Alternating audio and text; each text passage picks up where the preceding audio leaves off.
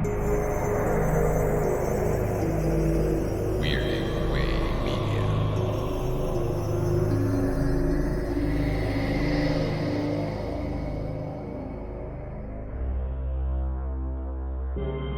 most welcome in this particular museum.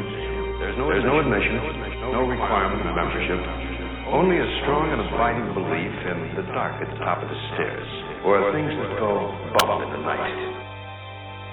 Ladies and gentlemen, this is the Night Gallery.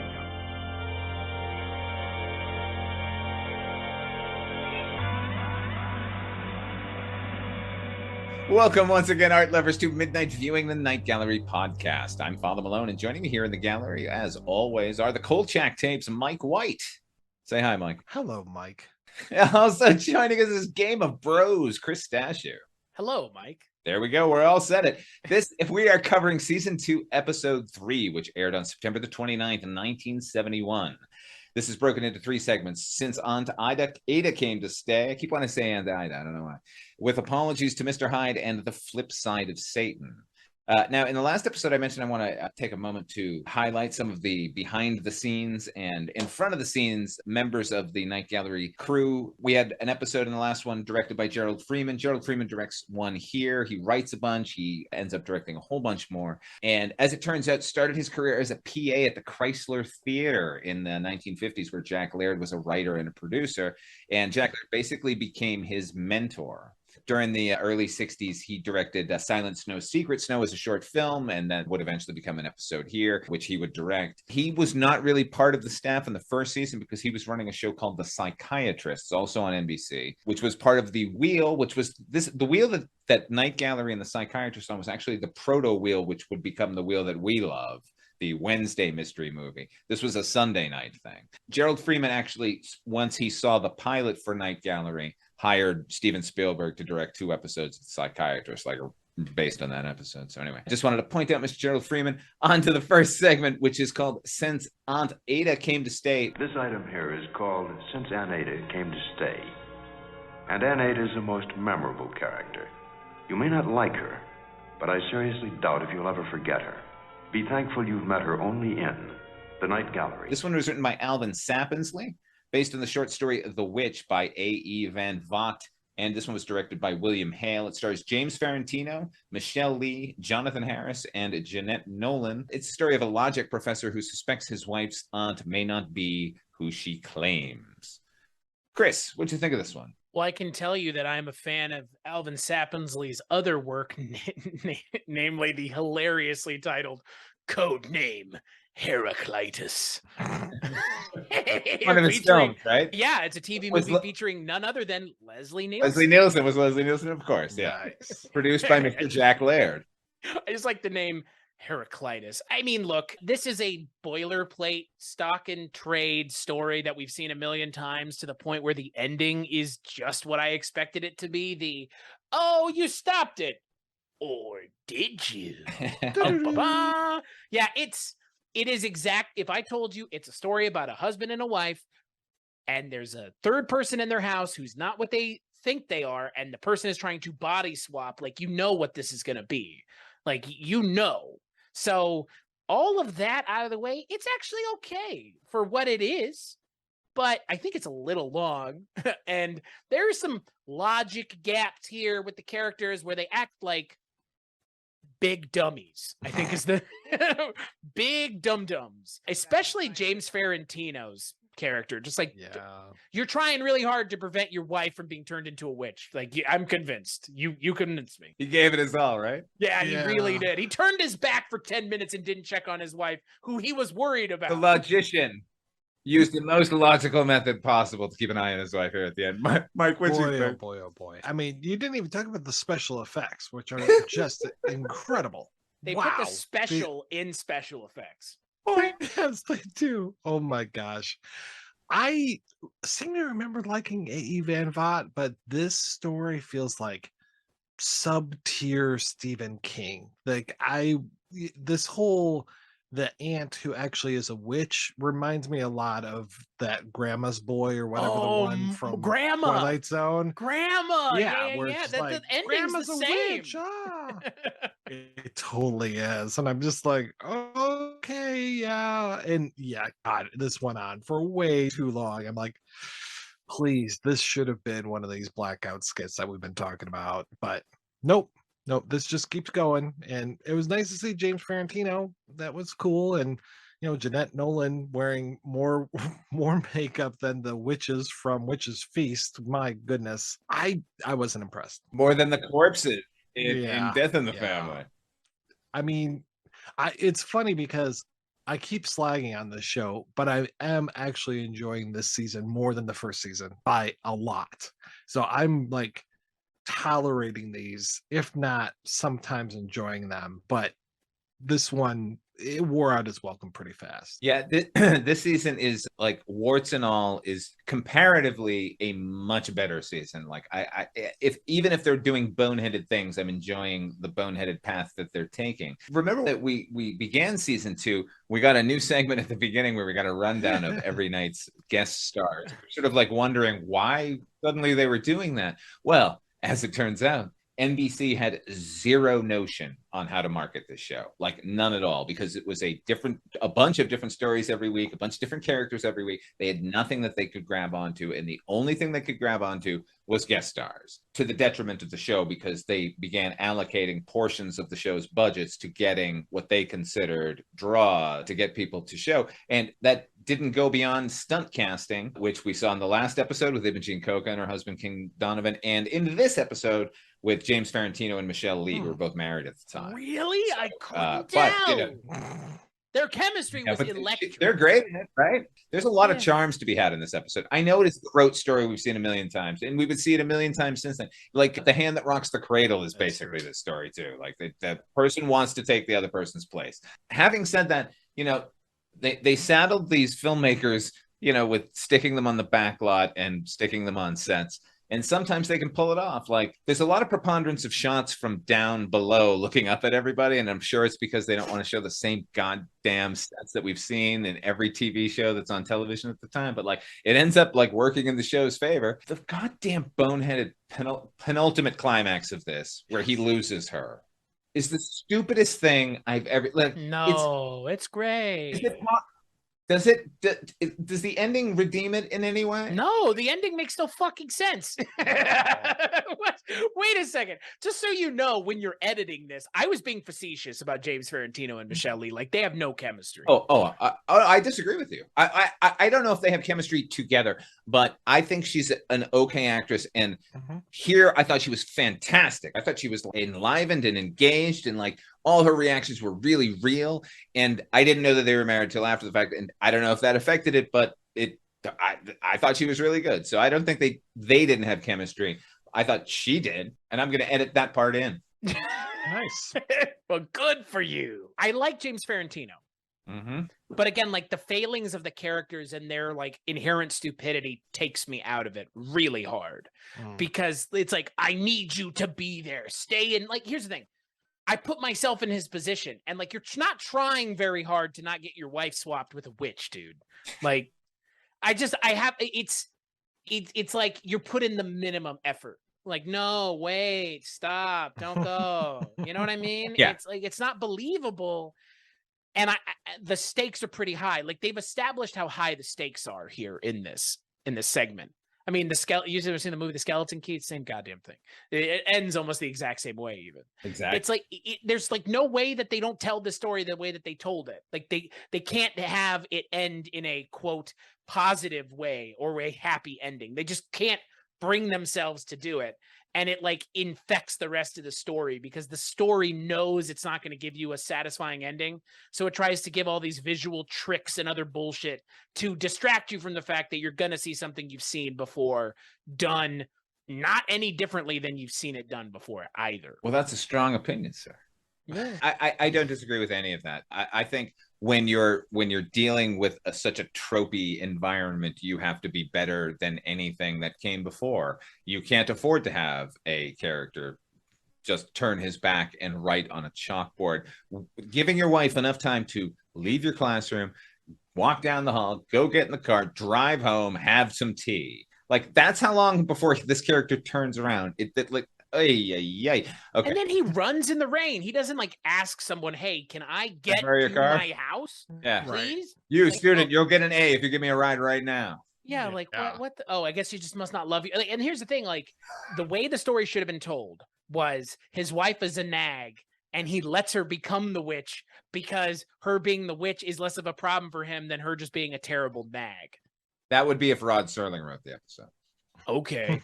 Well, for once, I actually want Rod Serling to do something. I didn't have any problem with the story being told, and I think they brought up some interesting things visually that didn't pay off, that were kind of a drag. Like, he's at the chalkboard and he's writing out these mathematical formulas while she's back drawing pentagrams on the floor of her thing. And I thought, oh, that's interesting. Is he gonna like use science and math and algebra to defeat like this witch? Like, that would be cool. No, that's not it. That wasn't. No, that's too obvious. That's way too obvious and smart and interesting. And see, he could have like sworn and said, "I'll sell my soul to get this answer," and then like Satan. Well, yeah, I did want to say, another appearance by a veteran. A veteran of movies and television appears in this particular episode. Gentlemen, might I present to you Sci-Fi Machine Gone Crazy?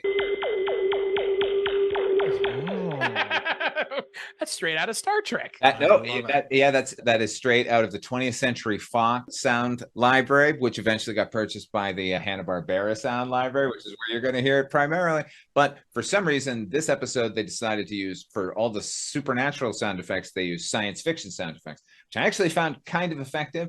But given that I spend most of my time dealing with sound effects and I hear this one a lot in like other things now, like, I just want to give a shout out to Sci-Fi Machine Gone Crazy. No Wilhelm scream yet. I'm waiting for it. I haven't heard Wilhelm scream at all in Night Gallery yet. Well, I hope we get one. I do too. And if not, I'll just put one at the end of this episode. Dollars to Donuts will get one before the end of season 2. All right, off to our next segment, which, again, you're not going to hear an introduction on this. You're not going to hear an introduction on most of them. Why?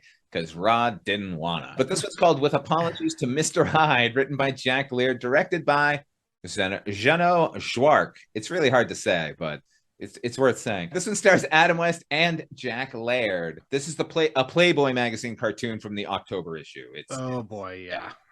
You guys want to... But I love Adam West. Just not in this. He doesn't do a bad job? Could have been anybody. It feels like he was there so they could go, on this week's episode. Yeah. Adam West. For 2, he's in that on this episode of The Twilight Zone or Night Gallery. He's on that longer than he's in the actual episode. You overpromised and underdelivered. And yeah, it's a gag. It's fine. It comes and it goes as quickly as I wanted it to, which is to say it was like 30 seconds effectively is what it felt like. So good. Yeah, you can't stay mad at these things because they're not around long enough for them really register. And plus, in this case, it seems like Jack Laird and Adam West are just drinking buddies, and they probably had a conversation. Yeah. Anyway, come to work tomorrow, we'll do this. You want to make SAG minimum? Sign me up. I watched an interview with Jeannot Schwark, and he was saying how the Class of '99 episode, like the half a day he got to film that wasn't that common. But if you were getting assigned a blackout sketch, you had 2 hours. That's it. So you should start the Jeannot Schwark cast. I'm gonna. A deep dive into the career of Jeannot Schwark. You can admire somebody and not be a fanatic about them. I don't have to talk about him every week. He knows I love him. A fan club of one. If he doesn't, he will, because I'm going to forward these to him. We're gonna get in touch with Jeannot. As long as if you can somehow manage to get Mike White to talk to Jeannot Schwark along with yourself, it's a success. Listen, Mike can speak for me as my proxy, just as long as he knows that there's a fucking lunatic out there named Father Malone who's one of his biggest fans. and like Annie Wilkes. No, that's I want. Oh yeah, like Annie Wilkes. I'm your number 1 fan. The wife didn't drink the cock-a-doodle tea. Right. Didn't. Which I now know what that is in reference to. So all those times before I sat and didn't say anything, now I get it. It's a good movie. It's very good movie. I'm going to encourage beyond you. I'm going to encourage our listeners to watch Misery. It's a little known film. And if you have HBO Max, you should watch it on there because they have a TCM intro with Rob Reiner. Oh, nice. where he talks for like that is 10 minutes about the movie Wow. fantastic. on Zoom, essentially. Yeah. It's just like in his office. If we contacted him now, I bet he would tell us some stories. Yeah. Hey, Rob. James Caan, I just looked at him and I thought, let's put him in a bed. Like, let's take all the physicality out of him. Anyway. We refer to him by different names: Lucifer, Mephistopheles, Beelzebub. But by any other name, he'd smell of brimstone. These the ingredients to a one-man stew: a disc jockey, a radio show, and a painting we call The Flip Side of Satan. All right. Our final segment here is called The Flip Side of Satan. This one was written by Malcolm Marmerstein and Gerald Sanford, based on a story by Hal Dresner and directed by the aforementioned Gerald Freeman. This one stars Artie Johnson. He is a past his prime DJ taking an assignment in the Deep South, if you know what I mean. Deep South. You know what? I'll take the lead on this one because I vividly remember this segment from, I saw it when I was a teenager, right?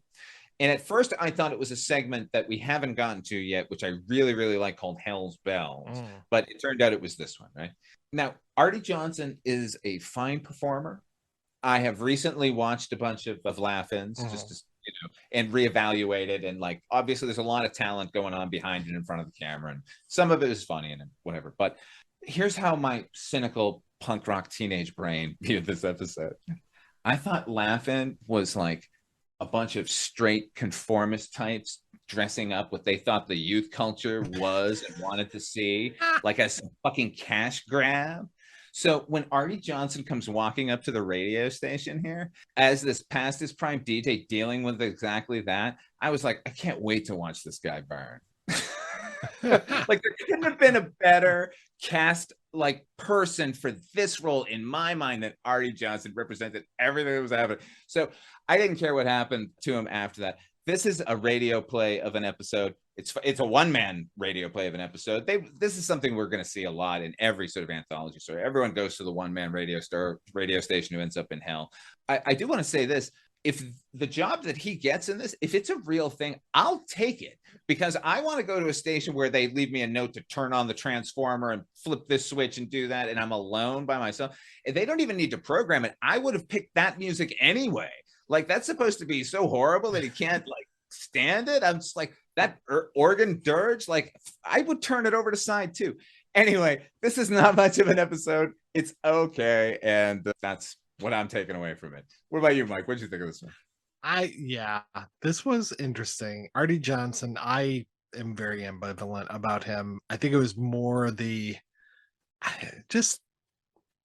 I watched a little bit of Laugh-In when I was growing up, and just like the little man character that he was doing and the whole like interesting but stupid, like it just felt like, can we get away from these catchphrases, please? Can we do something else? Seems like he should have been in a cocktail lounge at all times. Oh yeah, him just playing this hipster and stuff. I was like, oh boy. And yeah, I agree. I'm just like, man, you are really full of yourself, because you have a job. You should be pretty happy about that you have a job. And yeah, I would take this job in a heartbeat as well. It telegraphed where it was going pretty quickly. I actually really like Malcolm Marmerstein. He's mostly known for all the work that he did on Dark Shadows, but he also big friend of Elliot Gould. He wrote or co-wrote the screenplay for Spies and Whiffs, which are really bad movies. And he did the 1984 telefilm Poochie, which, as far as I know, has nothing to do with the Simpsons episode. I must go now. My president needs me.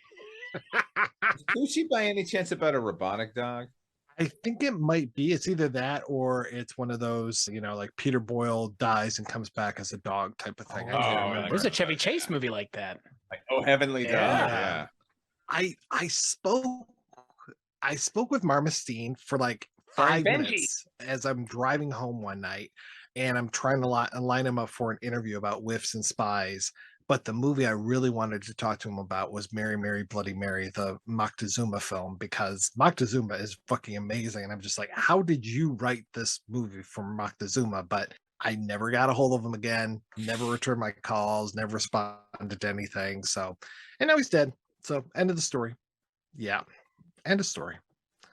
It's a very bad ending, almost as bad bad as the ending. ending of this episode. But because we know where we're going with this, I was digging the music that he was playing. I love all of these satanic invocations, and when the music starts playing, even after the power's off, this is great. I was having a good time. I really thought that he was going to be Satan at first, but he's just a victim. He's just another sacrifice. The thing that really bothered me, though, about this is all of those dates on the photos and that it's every 10 years, but his was 6 years. And I was like, wait, no, that doesn't work. You should have kept with the pattern. It needs to be every 10 years they send a new DJ here and they sacrifice him to Satan. I definitely think they should have done something like that. He's being sent there because he slept with a friend of his wife. Like, that's how he got the assignment, right? Like, so is there some organization of radio station owners where like they're also satanic things? So this like comes in handy like every 10 years. I guess they had to accelerate it this year because we should ask Monique Marmelstein and see if she knows. That's what I think of when you keep saying Malcolm Marmostein. It's just like Monique Marmelstein from Kolchak, the Night Stalker. This could have been in fucking Twilight Zone 1985, right? Like this story that they're telling, they could tell it in 1999 or 2009 or 2019. Like what this story is rather timeless, which I appreciate. I think that Artie Johnson is not nearly as evil enough. Does that make sense? Like I need him to be more casually evil, and he verges on it where he's like, well, she was gonna die anyways. It's like, whoa, like where is this coming from? And like Mike has mentioned before with Wikipedia's description for this segment is a murderous disc jockey. Right. When, where, who did he kill? Yeah, I mean, he was complicit in that guy's wife dying, I guess. But like, he's just a shitheel. He's an asshole. Like he's full of himself. That's it. Like Yeah, he's just a bad dude, right? And obviously, But did he kill anybody? Like I don't think he actively killed someone. Like then it's like okay, he gets what he deserves either way. But he definitely gets what he deserves. Look, if you view this episode through my lens and just call that guy Artie Johnson, then all of that makes sense. That's what it is. Artie Johnson dies. Look, this type of episode, by the way, there is a fantastic Tales from the Dark Side episode called The Devil's Advocate with Jerry Stiller, written by George Romero and directed by John Harrison, that does this and does what you guys were thinking this was going to go. That like that guy actually ends up the devil and has no idea. Like that one's really good and scary, intense and everything. Like it's better than this thing because you kind of know what's happening instead of going like what. And as I said, for this segment, and I'm glad you echoed me, Mike. This is actually a wish fulfillment episode. I didn't see anything wrong going on here. Like I want to be the guy who comes in and just takes the body out and puts it out with the rest and go like I want to be the regular DJ from then on, like for the next 6 years maybe. Well, wait for the next. And that's the thing that I did appreciate about this is it's like it does do a good job of setting a sense of like time and like this is continuously happening and like there's more going on here. And I appreciated like kind of that world setting that they did, but there's nothing to it. Like they don't do anything with it. Bunch of pictures on a wall, like bare minimum of effort. Yeah, and the list of sins that they give him, they didn't even need to. This could have been a decent human being who like this could have been his first gig, and he thought it was going to be great. Like we would have accepted that too. Like the sort of layering on like he's a bad dude and deserves what he's getting was absolutely unnecessary in the world of Night Gallery. We irony runs in our blood, folks. That's more Tales from the Crypt. Like this is almost like a Tales from like EC Comics type thing. Like I don't very moral, but like the morality seems strapped on just so we can punish the guy. Oh, it's strapped on, all right. Which is way more immoral. Why don't you know that you just want to see this guy get electrocuted and dead? Like don't you know? Like none of that even made sense. Like that, this should have been something better. Right? How like that's how he dies? Like of his own hand, essentially. Right. Come on. Yeah. You should have opened the door and the devil just goes ha ha, and the devil's played by Ron Glass. He's got a pitchfork right into him. Or Dan Hedaya. You know what I mean? Like we have now seen. Here's a problem with all of these devil episodes. Anytime there's a devil episode or a satanic episode, all I can think of is Twilight Zone 1985 doing it better almost every time they had a demon or demonic possession or a Satan episode. and this is like a poor facsimile because like, oh, the devil's not actually there, it's just in the tape. Like, why not have him come out? Like, judge the goddamn guy for fuck's sake. Like, kill him with a vinyl, split his head in half with it, like something more than just like Cenobites in there, like made of vinyl records. Something, please. Like, if this guy is this murderous disc jockey and Satan is making it his point to make sure that he dies and that he's a sacrifice, then actually do more with it. This doesn't work as an episode overall, but this is not that bad a thing that we saw. Some deep critical analysis for it. It's not bad, I guess. No, the first season of the show is still so bad for the most part that like the second season would have to do a lot to really sour me, because like you said, I think it's giving me enough right now where I'm like, yeah, is it right? It's better. Like Mike said, it's better than the first season. It's harder. It's hard is more in the right place, it seems. Like as silly and as absolutely disposable as those blackout sketches are, it just points to a whole new take on, you know, where we were and where we are. So I was just expecting when Artie Johnson put the vinyl on, for he's a jolly good fellow. Oh no, the satanic sounds of for he's a jolly good fellow. I was waiting. Yes, this episode is free of that counter, thankfully. I was waiting for Bill Moseley to come in and be like, I want to buy some radio airtime. Listen here, motherfucker. My fave. Comes in scratching his head with a fucking coat hanger. Yeah, now I just want to watch that. God damn it. You think you can do me a tour? God damn it. I love the tour she gives. Oh, yeah. Yeah. Oh, yeah. Oh, wait. I love all those little noises he makes. Bill Moseley is so fucking good in that movie. My God. Yeah, anytime there's a record, like anytime there's like records being played in a radio station, that's exactly right, Mike. That's what comes to mind. It's just that. Yeah. You're not going to get scarier than that. No, fuck no. When he's alone with her, and then when she's alone with Leatherface, like it's just endless avenues of horror. Oh, so good. Plus, that movie allows you to say chainsaw penis. So, and what does phallic chainsaws? What else really do you need? Dennis Hopper, and it's there. He's there. So there you go. Phallic chainsaws and Dennis Hopper. Yeah. Go see that movie. That's a great movie. The story behind this offering, a word which we've coined just for the occasion. Arachnophobia. It means for our purposes a special distaste for those crawly little beasties with the multi-legged hairy bodies. In other words, a fear of spiders. The title of our first painting in this, The Night Gallery. Item number 3 in the Night Gallery, we call it marmalade wine. Look at it, if you will, with gentle and restrained eyes, the way you would look at a maniac in the woods, because that's the story it tells. Hold out your glasses and get ready for a very special nightcap. All right. On our next episode of Midnight Viewing, we'll be taking a look at episode 4 of season 2. It's broken into 4 segments: A Fear of Spiders, Junior, Marmalade Wine, and The Academy. Until then. Up the Academy. No, that's not this time. That's marmalade wine, not marmastine wine. Yeah. Until then, folks, go to Weirding Way Media. That's where you're going to find all 3 of us. All of our podcasts are now on the, what are we calling this? A conglomerate, a network? A giant Weirding Way Media, folks. That's where you can find this show, every show we're involved in. And we'll see you on the next gallery opening, which sounds gross. You said it, not me.